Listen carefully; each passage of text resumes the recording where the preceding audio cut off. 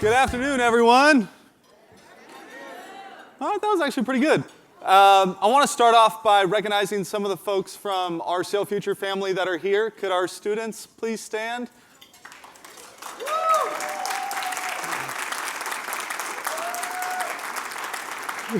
Cece, I know that Steve thought you were a student, but I also want to recognize you in particular. We have Miss Cece, one of our instructors from the high school, with us as well. And she'll hate me for doing this, but Melissa, she is part of the heartbeat of the organization. So, one of the things that I believe most about this work, and I think everyone in the room that works with kids will probably agree, is that people change people, not programs. And the people that I get to work with every day are exceptional, and I love that I get to do this with them. It is a mission, it's not a job. And we wouldn't be able to do this mission and work with our kids and have this community if it weren't for our partnership with CareerSource. Steve Meyer in particular has been such a big champion of our work and a visionary and a leader in this idea that job training and preparing people for life actually needs to be about more than skills-based development. It needs to be about seeing the whole person and helping remove those barriers to get them to where they want to be. I'd love to just kind of start out and show everyone kind of a quick video. I figured that'd be to stomach while we're all eating. So it's about a 7-minute video that'll give you some insight into who we are and what we do. And then I'd like to just take a few minutes afterwards to talk about our partnership with CareerSource. So we'll kick off our video. I never thought I was failing a day of my life. I was like, you really gotta get on the boat. For real? Many of our students before they came to us were habitually truant or just completely unenrolled and disengaged, and that's where Salem came in. I was always getting my work done. To miss an expedition, never. Definitely keep my grades up to keep doing that. One of the greatest gifts that you can give to someone is to be able to self-actualize, and we get to do that every day here at the Sail Future Academy. This is Stand Together Presents stories, ideas, and advice from changemakers tackling our biggest challenges.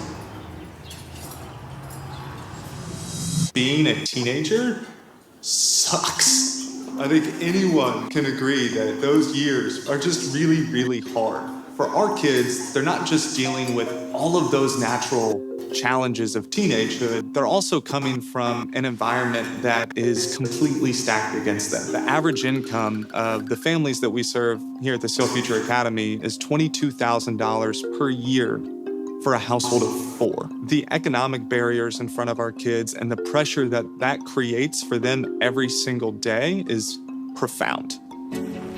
The Sail Future Academy, it's a private school, a 35,000 square foot campus here, where we offer a completely free private education to some of the most at-risk students in the St. Petersburg community.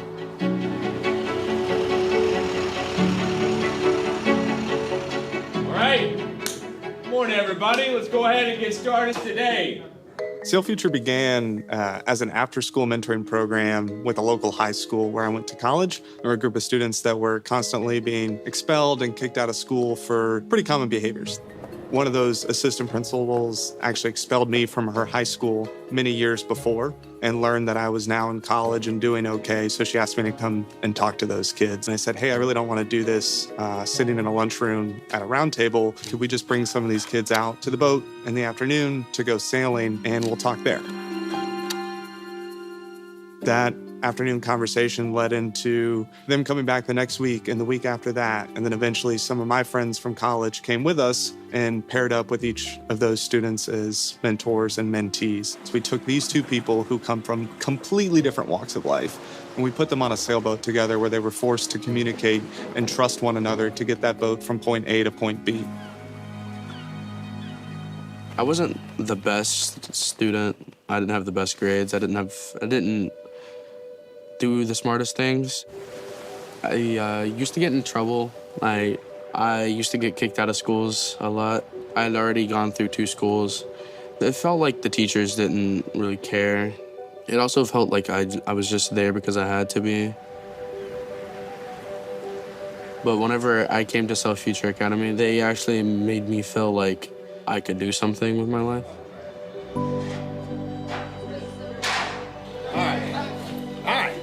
So, let's Let's get seated.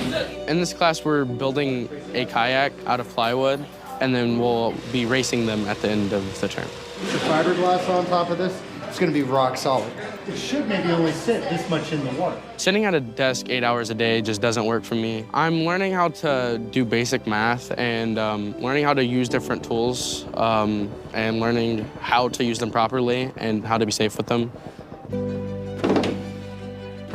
Oh, I love this class. This class is one of the best classes I have, and I'm happy that I get to spend my whole day with Captain Tony.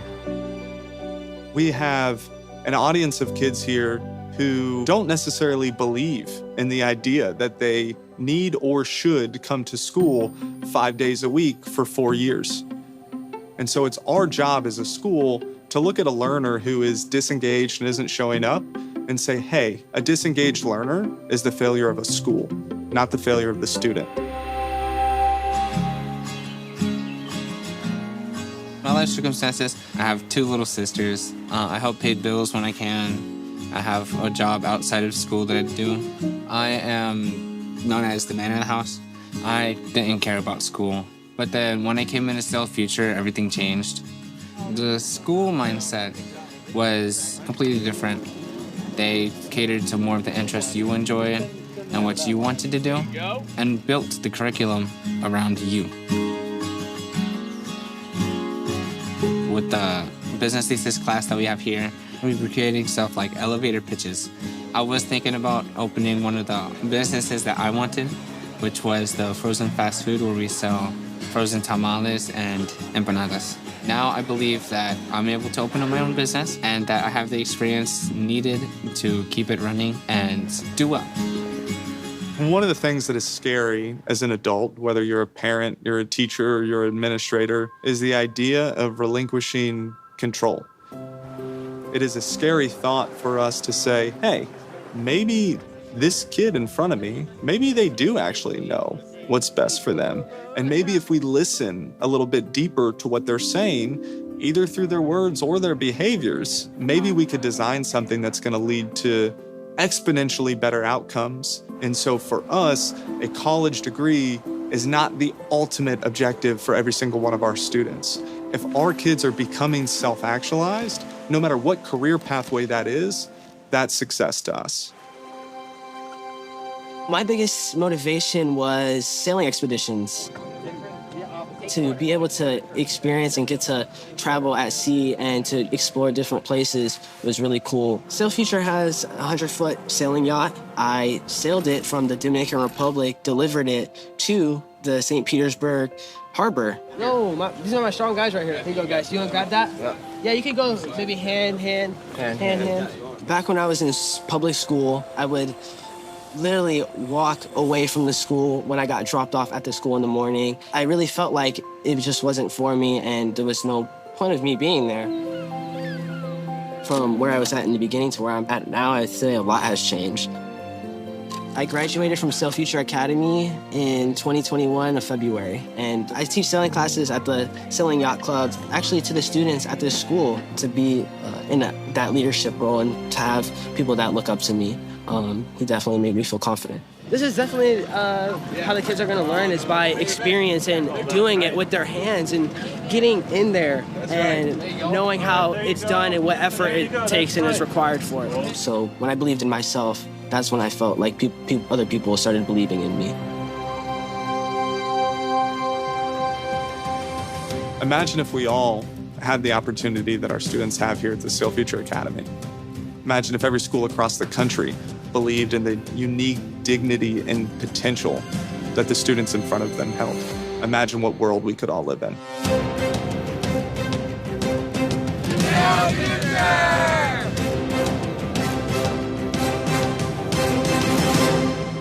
Stand Together partners with changemakers tackling our biggest challenges. To see more stories, follow our channels. And to learn more about how you can partner with us,